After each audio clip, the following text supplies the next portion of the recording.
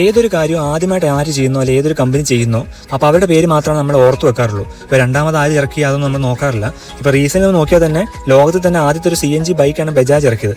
അപ്പോൾ ലേറ്റസ്റ്റ് ഒന്ന് നോക്കുകയാണെങ്കിൽ ബജാജ് ഫ്രീഡം 125 CNG ഇറക്കിയിട്ടുണ്ടായിരുന്നു. അപ്പോൾ ഇനി മുതൽ അവരുടെ പേരിലാണ് ആദ്യത്തെ ബൈക്ക് CNG ടെക്നോളജി ഇറങ്ങിയെന്ന് അറിയപ്പെടാൻ പോകുന്നത്. ഇപ്പോൾ അതേപോലെ തന്നെ നമ്മളിപ്പോൾ നോക്കുകയാണെങ്കിൽ TVSന്റെ ഭാഗത്ത് നിന്ന് പുതിയൊരു അപ്ഡേറ്റ് വന്നിട്ടുണ്ട്. അപ്പോൾ വേറൊന്നുമില്ല, ആദ്യത്തെ CNG സ്കൂട്ടർ ഇറക്കാൻ പോവാണ്. അപ്പോൾ TVS എന്ന ബ്രാൻഡ് നമുക്ക് എല്ലാവർക്കും അറിയാം, വളരെ ഫേമസ് ആയ ബ്രാൻഡാണ്. ആൾക്കാർക്ക് ഇത്രയും വിശ്വാസമുള്ള ബ്രാൻഡ് തന്നെ ഇന്ത്യയിൽ വേറെ ഇല്ലാന്ന് തന്നെ പറയാം. അപ്പോൾ അവരുടെ ഭാഗത്ത് നോക്കുകയാണെങ്കിൽ അവിടെ R&D ഫെസിലിറ്റീസ് വളരെ അഡ്വാൻസ്ഡ് ആണ്. അവിടെ എന്താ പറയുക, ടെക്നിക്കലി വളരെ അഡ്വാൻസ്ഡ് ആണ് R&D ഫെസിലിറ്റി അവർക്കുള്ളത്. അപ്പോൾ അവരുടെ ഭാഗത്ത് നിന്നാണ് പുതിയൊരു അപ്ഡേറ്റ് വന്നിരുന്നത്. അപ്പോൾ ഇനി മുതൽ TVSന്റെ ഭാഗത്ത് നമുക്കൊരു CNG സ്കൂട്ടർ നമുക്ക് കാണാൻ പറ്റും.